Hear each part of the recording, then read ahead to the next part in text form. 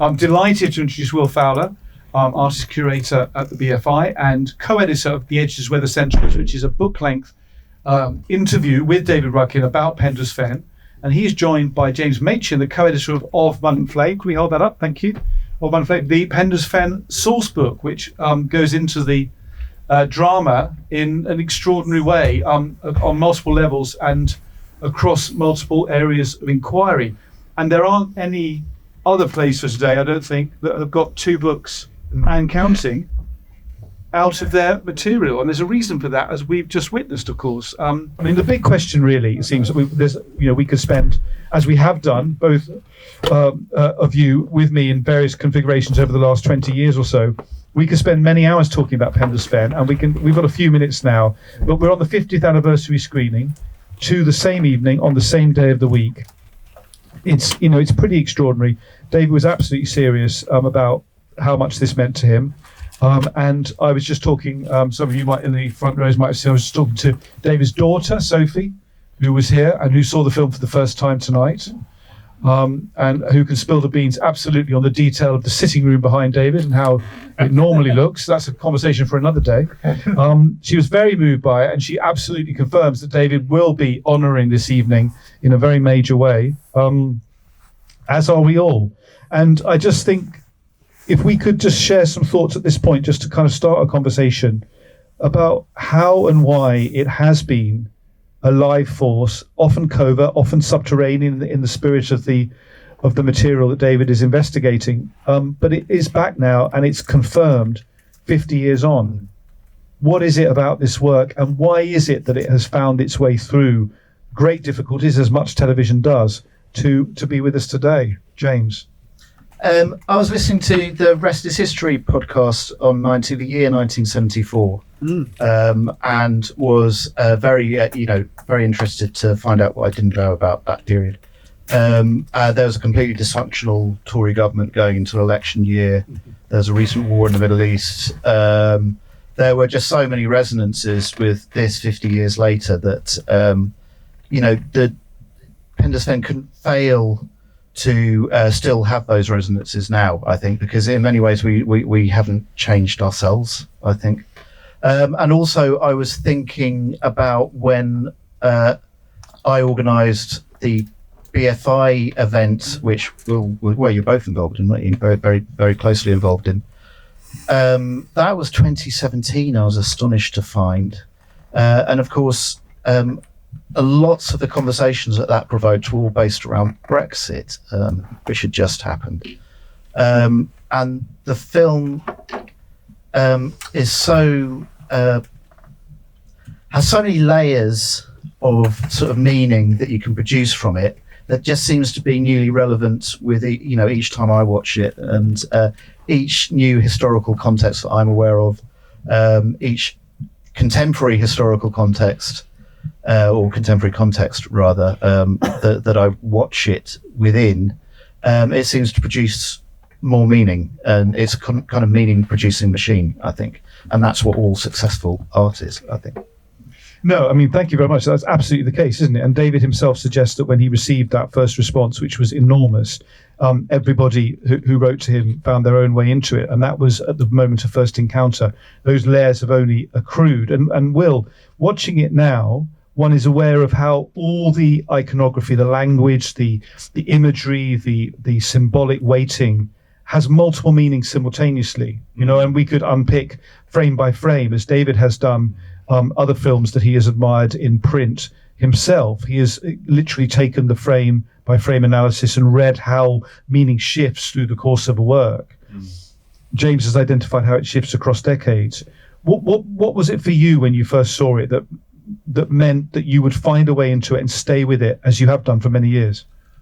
Well, I guess I have some sort of general observations, but also some personal ones, which is, to begin there, I mean, I grew up in a kind of rural context. My dad was a vicar. I sometimes think I even look a bit like Stephen, but I wouldn't get too narcissistic about the whole venture. And so I suppose it was those elements, but also that a rural experience could be complex as well. Yeah. That we're so often sold the sort of pastoral image on biscuit packets or whatever, and these are the things that the Brexit debates and so on feed into, but that an articulation of the countryside and its layers of history could actually be complex and not about a notion of traditionalism, and that this work has something about it which I think is which sort of riffing off what James is saying, that there's something actually quite unknowable about it, that yes, you can see it from all these different perspectives, but it almost feels like a new thing every time you see it. Even if I see it, every time I see it, I find that I both remember the scenes but sort of forget them or re-experience them for the first time somehow. And there's something quite collage-like about it. Like I could imagine it being cut apart and reformulated, even though it's so brilliantly written and absolutely written with great intent. The way the drama and staging of it is so peculiar, I think. And I was sort of thinking about it before this evening and then watching it just now, that there's a very curious thing around, like there's one element, it's incredibly staged at one level, and we've talked about this, so the dialogue is so often incredibly unnaturalistic in many ways, and yet that can be located through people like the vicar, or parson rather, sorry, who maybe would talk like that, but there is something very mannered about it, but those elements collide with something that's almost like reportage as well, which is what, in some ways what all good plays for today should do, and any good art in some ways. And there's something very interesting going on with the driving the car when Stephen and his mother are talking, and then they arrive a roundabout and they see the workers coming out of the factory, and you're sort of thrust into this sort of real space. And that happens many times in different ways, but that's this very particular real space that they seem to enter. But that riffs back to the different shots that you see of the landscape right at the beginning and all the way through, and they become this form of reportage of these places that exist in time, and they're not sort of devoid of time, but there are things happening in each of those shots that somehow lead to this. So sorry, that was a bit spider-like, but these maybe just to riff on this, that we arrive at this from perhaps being recommended or stumbling across it by accident and it strikes a chord, but there is this persisting unknowable quality to it that keeps us coming back to it, I suppose. No, I think that is really important, isn't it? I mean, we have to remember that David wrote this, he mentions obviously 1972 as being the kind of genesis of it with his Irish and English background, but he was 36 then. And so, it appeared when he was 38. This is the work of a man in his 30s, with the kind of the awareness and insight and sense of experience that, I can only dream of, and I'm not in my 30s, right? That constantly surprises me when I remind myself of how old he was when he wrote it. But he speaks for this layered sense of political, social, economic, sexual, historical, cultural, familial England. And he himself has said, of course, in the book that you edited, that he would, of course, if he was doing it again, it would be completely different. And he wouldn't be doing it again because he did it at the time that he did it. And it requires a different kind of Penda's Fen for a very different England. But James, just going back to what you said about, tapping into 1974, it is also, we need to kind of remind ourselves of this, again and again, staggeringly politically prescient in all sorts of ways, isn't it? About the convergence of forces of authority, the ecological crisis, the chemical spillage. He's looking at a landscape of central England, and he really is breaking it down layer by layer into what makes a country, in all its ways. Yeah, and that's an interesting thing it does with genre as well, because it does introduce these. There's obviously supernatural elements, but there's also these sort of science fictional elements as well of sort of post-nuclear paranoia, post-60s kind of entropy, and that sort of very, very 70s sort of thing. But again, it still kind of hits home today. I think it doesn't really feel all that dated. Although I did actually, watching it this time, I was more thinking Arne, the screenwriter played brilliantly by Ian Hogg. I suspect he might be a kind of COVID vaccine conspiracy theorist. If it was done today, I don't know. But his wife describes, played by the brilliant Jenny Hesselwood, describes him as a paranoid. Yeah, I mean, watching it again, that's and I've watched it many times. That element sometimes sticks out for me. The science fictional element, especially the young man injuring himself in a mysterious sort of military experiment. I don't think that's sort of tied it up in the way that the rest of the film, as complicated as it is, it all does seem to kind of sort of knit together in the end, which makes it so successful. Apart from that element, which always sort of puzzles me a bit. I don't know. That's almost like a science fictional genre element, but it's almost a real moment in some ways, like so many other things. Like the experience of time, I realised watching it tonight that, say at the end, he's sitting on the hill and almost having Jesus being tempted by the devil in the desert sort of moment, that all this could be yours sort of thing. That all these things happen and it cuts back to him and he's still just sitting there, and it's same with him when he falls off the bike. It's as if there are these moments when almost nothing is happening and it's all, whereas that's something very different to that. Those are transcendental moments. Whereas that, I mean, I think maybe when he spoke with you in 2003, he said some lines of, I just felt I needed to have a genre moment then, which was amazingly casual. When you look at that work, just sort of casually, I should do something like that at this point. Well, I mean, I guess he was picking up the vibes of the culture around him as well, wasn't he? As much as we are now placing that work, in that sense. But he would go, second on the sci-fi, he would go on to, of course, make Artemis 81 and so on, where he would explicitly dive into various of these tropes. But sorry, will you? I was just going to say, when you were talking about the landscape and the sort of, and the that point in time and some of those political, social and other elements, that the phrase that really jumped out at me was it playing the game of Monopoly with the country or something like that, and which is something that I feel very preoccupied with now, and we're very aware of with, say, the National Park of Dartmoor, which is under debate around who has freedom to roam, and the fact that landowners, or one particular landowner, is trying to restrict that. And so it's something that, but I guess in the 1970s was maybe relating to the miners' strike and, this kind of financialization of the landscape and these things, but I wish I could remember the exact phrase, but this idea of playing a game of Monopoly with the country is quite powerful. No, which we find again, and now, of course, James, you were good to add to that. No, I don't think. No, fair enough. So we're a certain kind of person, a certain kind of age. We all look more or less similar, and that is exactly, of course, the kind of England that Penda's Fen played into. As I said, David would have written a very different film if he was writing it now. I'd like to hear from anybody who looks like us or not. Now, about your Penda's Fen, we know it's a personal film for everybody. We come into it differently, musically, spiritually, who knows how. I know there are people in the front row. I have no idea what's happening after row 4. But if anyone is there, would like to say anything, then please do. Yes, there's a strange hand in the list. Yes. Thank you. I got to pass the mic. No, we've got a mic. Yeah, let's do it. Yeah. Just to mention that careful, middle chair is very on the edge. Like, mind that you can go back. We're on a cliff edge in every sense here in England at the moment. Yep, thank you. There's a question. Yep, thank you very much indeed. No? Okay, we'll come back to you in a minute.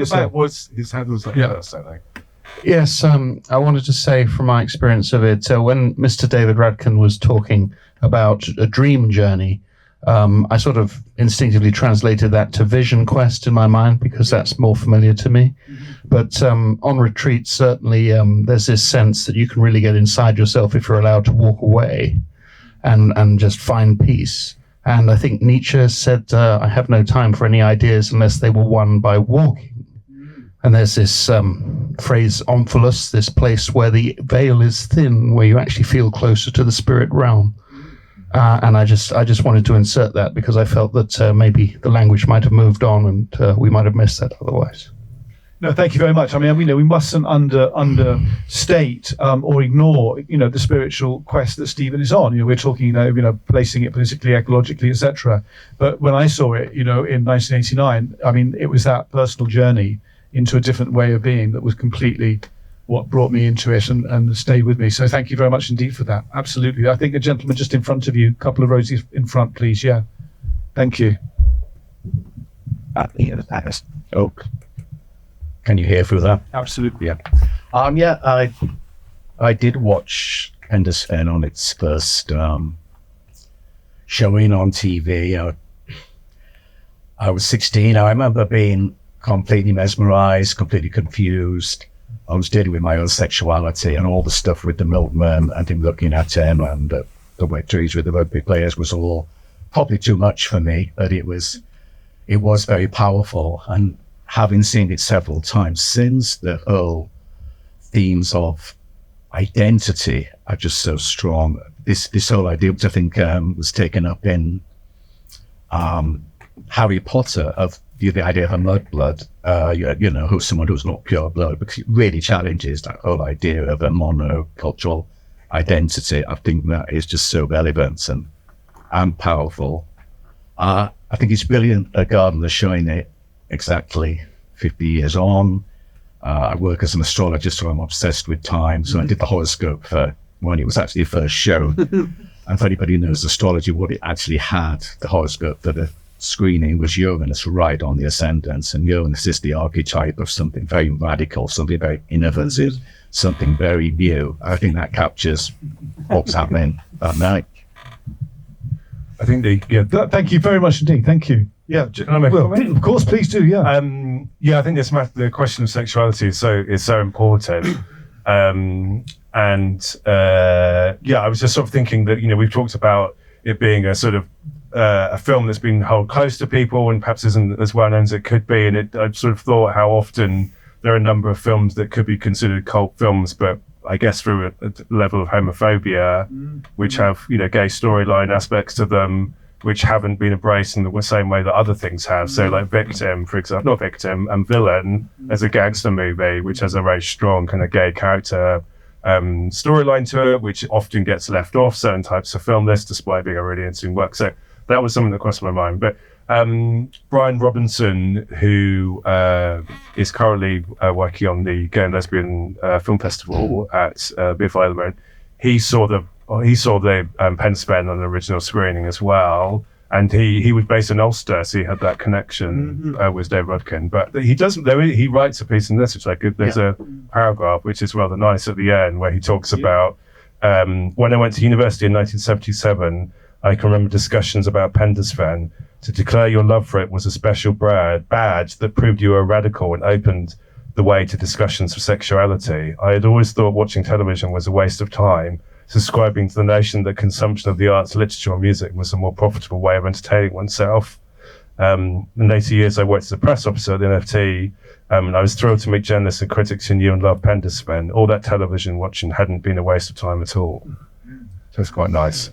But perhaps it's also worth pointing out that it got very well reviewed, the next day in the papers, in the Times and the Daily Mail. I think that the Times said something like, "Make no mistake, we've seen a major work of television drama last night." It wasn't ignored exactly at the time. It just fell off the radar, I think. Yeah. No, exactly. I mean, there's that great catch of which David's of course spoken about on a number of occasions, that what is it by definition that historically then was absolutely an ephemeral medium. The film was shown, maybe repeated, and then disappeared, has become without question his most enduring work. Through advocacy and then of course arrival, in ways that can be. When the bandwidth is so narrow, maybe things don't need to be repeated as much. If you see what I mean, they impact so much with more force. More people get to see them. When there are all sorts of ways to experience them, then you need to keep going on and on about them. But it will be a different type of experience, I think. I also, after a screening, somebody said to me that they watched it when it was first broadcast, and quite young, and he said that his memories of it was so bizarre that he couldn't believe that it was an actual program that he watched. It must have sort of been half remember dream or something like that. And it was only years later, finding it again, he realised, oh no, that was the film. An objective piece of work. It was that weird. Yeah, exactly. Yes, please. Thank you. Thank you. Sort of 2 points. The first is a very mundane one, which is my kind of take on the chemical accident part that does feel very outside of the rest of the narrative, is that it's there to sort of confirm Arne's most paranoid argument at the kind of town meeting, that there is this secretive government experiment, whatever it might be, that by that accident happening, it confirms that he isn't a crank, that this is what's happening. My hopefully more interesting point than that one was that there's discussion of Brexit and a lot of the themes in it being sort of timeless. But I think the picture of English nationalism presented in Penda's Fen would not be recognised as nationalism today. The idea that you would build a right-wing national identity today around Elgar and William Blake is completely alien.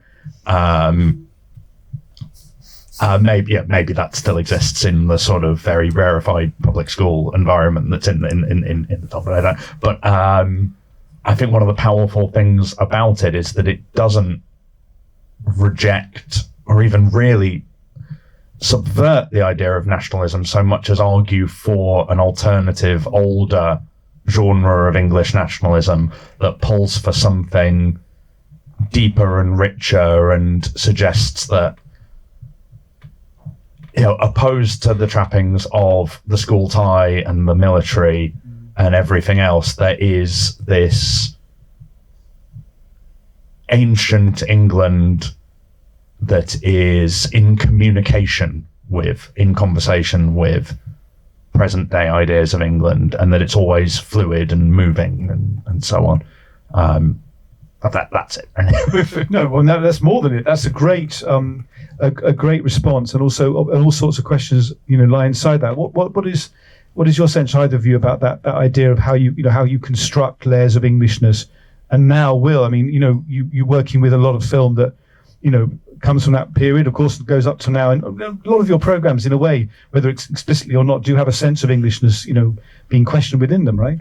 Well, one thing I was going to say in response is, one thing I find curious is that Stephen is considered a rebel or sort of dysfunctional at school almost because he's too into that stuff. Is that the implication? Mm-hmm. That he's so into Elgar that he's too stiff and doesn't have that. It's very paradoxical. He's too cultured. But it's almost like he's a rebel, and he's a rebel by being actually actively interested in these and socially dysfunctional, and yet rebellion is celebrated. I'm not sure what point I'm trying to make, but the sense of being too English or something is what gets him into trouble, or his sense that he could be or should be. Yeah, he's in trouble in both ways. When he tries to kind of toe the line as he sees it in that way you just described, and then when he starts to step out of it, of course, he gets into trouble then. Yeah. I mean, I think absolutely right about those motifs and tropes would never be the rallying call on the barricades now, would they? To Elgar, Tom says Tommy Robinson, more Gerontius now. Probably Jerusalem. Could get a blow. Yeah, but everyone can claim to Jerusalem, right? I mean, that's the thing. But no, it's a very interesting point, isn't it? And I think maybe what you're both saying is this idea that there are glitches in the script, in the vision of Penda's Fen, that allow these images, symbols, ideas, motifs to slip and just, they never, as David himself said in the introduction, they never stabilize. It's all about that uncertainty. No, and I think that's the fundamental kind of point at the end of the film, is King Penda saying you have to live with those contradictions and those ambiguities and all that going on. And that applies to history as well, in this sense of cultural identity, is that it's full of contradictions, it's messy, and it can absorb lots of different things, and we don't have to try and tidy it up. We should celebrate it and live with it, which I think is a very positive good. Yeah. But there's also something he speaks to rising up a dormancy around that as well, doesn't he? So that there's some sense that we're all sleeping, or that Stephen is sleeping, and that as Penda has been arisen, so he needs to trouble something to create, to make change and to be more fully realized in himself, but maybe also to fight these larger battles and restrictions that are described over the course of the play. Thank you both. Any more? I have no idea how much time we have, but we've got one here. And any more thoughts, questions, responses from the back? Yes, there's a hand at the back as well. Thank you. We'll come to you in a minute. Thank you very much. So I mean, I've only really known about Penda's Fen for less than 4 years, which is dwarfed by the kind of 50-year history it's had. But it really resonated with me. I saw a lot of myself in Stephen, the kind of questioning of sexuality, whereas with him, it's kind of Anglican. With me, it was Catholic. I was right before my kind of gay epiphany. I got really into Catholicism, really deeply. I didn't have Gerontius. I was really into like Handel's Messiah. But thinking about like my childhood, and I had so much kind of like, more options kind of on TV, kind of, examples to follow, things to kind of, inspire me. But when I've kind of recommended it to friends, I've recommended it to family, I've recommended it to crushes, I've really sold it on kind of like how radical it is. I always say like, 1974, and it's got these themes of homosexuality and Marxism, but just, as someone who maybe doesn't know as much about like kind of the TV landscape of kind of that time, how radical really, was it? Like what else was happening kind of at the time on TV, on BBC One, these kind of like national kind of outlets, is it as kind of like radical as it appears maybe to me?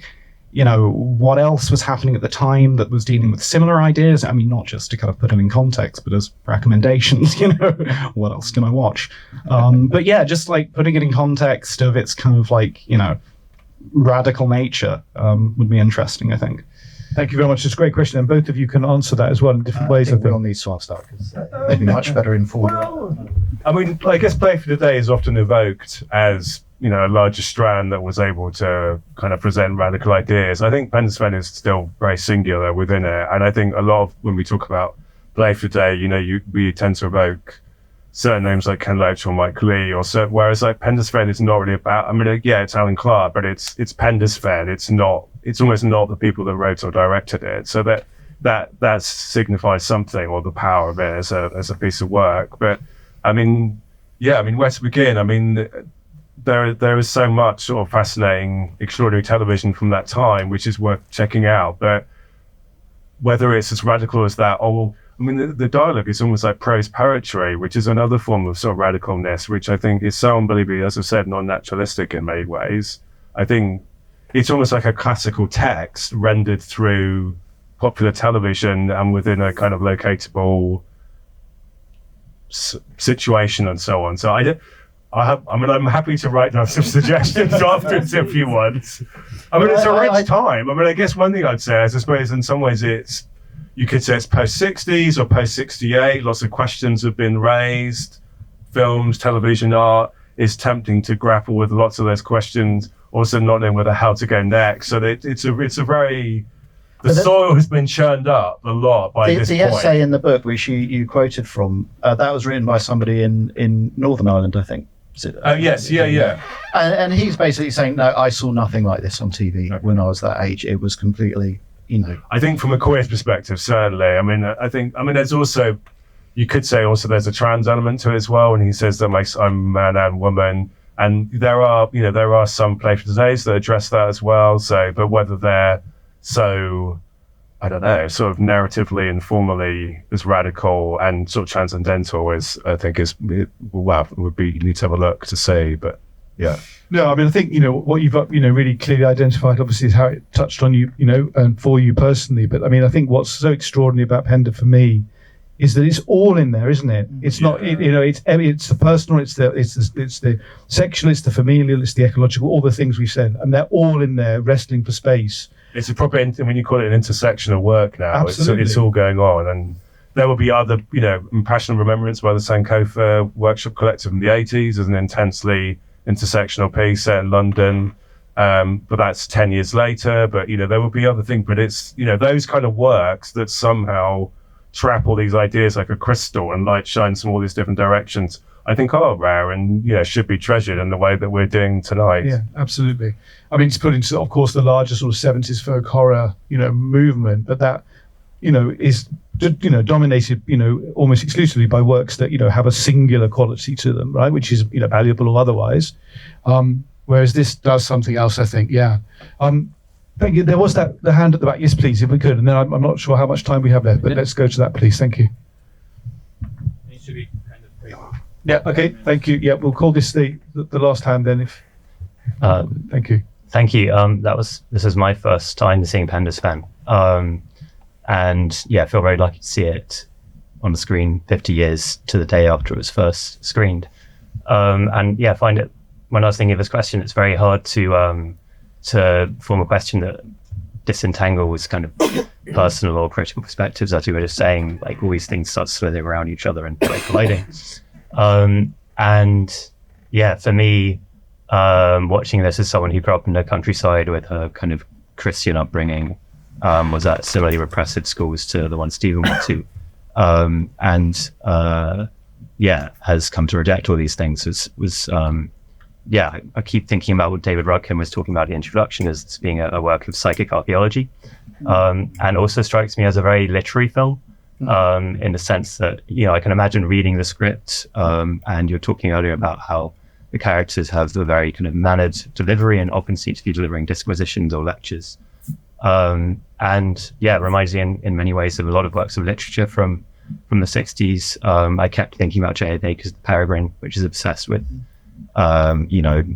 occult forces at work in the landscape, whether those are science fiction forces such as toxicity or more spiritual forces. And I'd love to ask about connections between this book and the literary production of the same kind of time. There's I think it's a 1990 Channel 4 screening. David Rudkin does a to-camera sort of introduction, and his frame of references are things like Piers Plowman and Houseman. They're all kind of like high, canonical literary works, and he's obviously an incredibly lettered man, and I think those were his frames of reference. And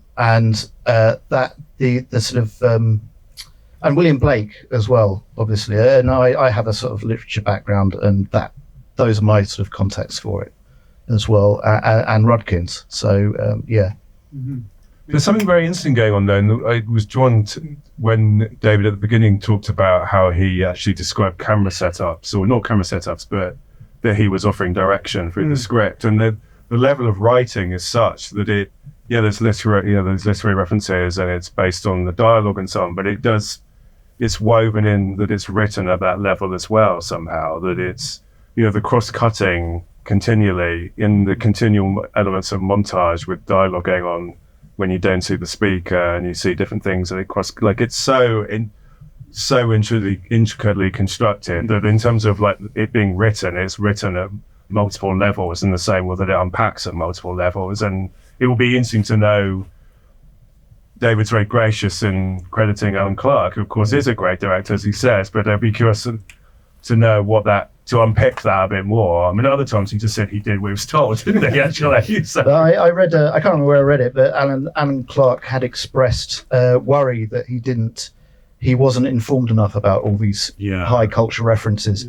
And David Rudkin said, you don't need to worry about that. It is all on the page. It's all in the script. Yeah. And all you need to know about, Elgar is in there. You don't need to have any sort of background in Elgar studies to understand it and for it to impact. And Spencer Banks, who plays Stephen, said something similar as well. Yeah.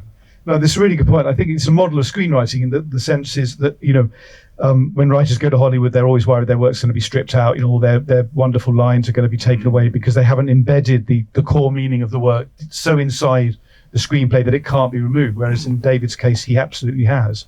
You can't unpick it, otherwise you wouldn't make it, because it's impossible to take one strand out without the whole thing collapsing. He understands how an architecture works in that way. But I think the literary question maybe also you were asking is about what was going on perhaps at the same time. I mean, there is the strong literary sense, as there is across television and film media at the same time of these inquiries. Children's literature was extraordinary at this moment, around inquiries into Englishness, Deep England, Alan Garner, Carnegie Award-winning children's books were, so many titles dealing with, these kinds of, resurfacing of ancient forces in different and modern contexts. So I think there was something going on, of course, as we know, which has been widely documented, but it rarely found, I think, as complex and texture and expression as it did here. I'm very aware of time. I just want to draw your attention, if I could, just to several things that David, has been involved with recently you might have missed. If you go online and search for David Rudkin Place Prints, you'll find a 10-part recording of his deep inquiries, dramatised inquiries into certain places across the UK and Ireland, with major actors and talent like Toby Jones and others taking on certain voices of locations. David Rudkin Place Prints, his first collection of short stories, Shore Zone is out later this year with Stranger Tractor Press, who also publish Of Mud and Flame. You can find Will's collection, The Edges Where the Centre Is, with some difficulty online and at some expense, but not as much expense as the screenplay of Penda's Fen, which is extraordinarily expensive, and there appears to be one copy that moves around different sites. but On display in the BFI library. it is reprinted in Of Mud and Flame. But it is reprinted in Of Mud and Flame. The first, of course, exactly, very important point. The first edition is also available on view in a special 50th anniversary table display in the BFI library. Yeah. It's all joining up, right? Larger forces, as we know. Huge thanks to Garden Cinema for making this possible. Of course, thanks to David Rudkin for everything he's done, not least writing Penda's Fen, but being with us through this whole journey over the last few years. And of course, thanks to the BFI for enabling the screening, which is part of their remit in terms of clearance for important cultural television, which this undoubtedly is.